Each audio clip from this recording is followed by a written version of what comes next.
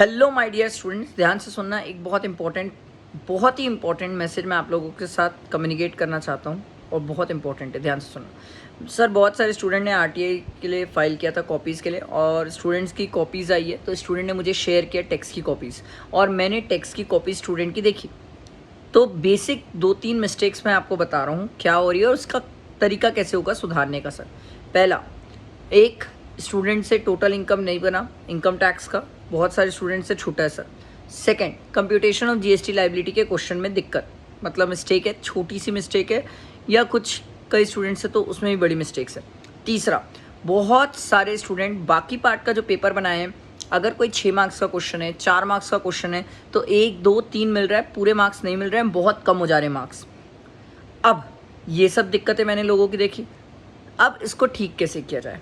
अगर आप मेरी बात ध्यान से सुनेंगे, आराम से सुनेंगे और दिमाग में बैठाएंगे, तो आपसे भी ये मिस्टेक्स नहीं होगी, चाहे कोई स्टूडेंट पहली बार दे रहा हो ये अटेम्प्ट या पहले भी दे चुका हूँ।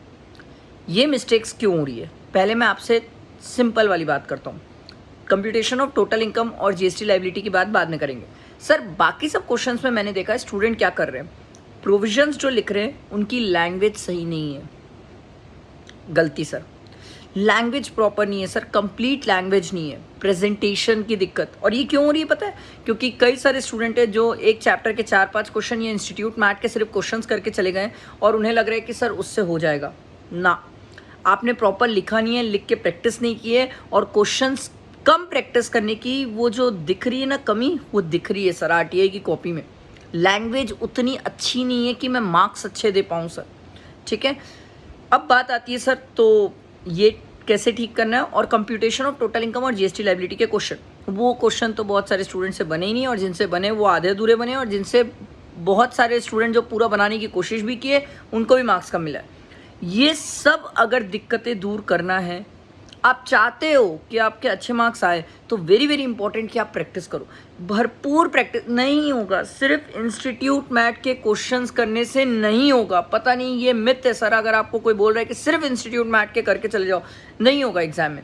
You need to practise institute mat, और भी क्वेश्चंस प्रैक्टिस करने होंगे। जैसे मैंने अपना कंपाइलर शेयर किया, इनकम टैक्स और जीएसटी के भर भर के क्वेश्चन है उसमें, बहुत क्वेश्चन है, भयानक क्वेश्चन है।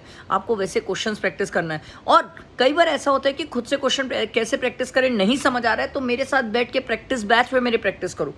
वहाँ से आपको समझ आएगा कि आपका थॉट प्रोसेस क्या है, लिखने के तरीके में क्या मिस्टेक हो रही है, कहाँ पर सर कैसे बता रहे लिखना है, क्या करना है, ये सब चीज़ सुधारना होगा सर। नहीं तो रिपीटेटिव सेम मिस्टेक्स होगी, मार्क्स नहीं आएंगे।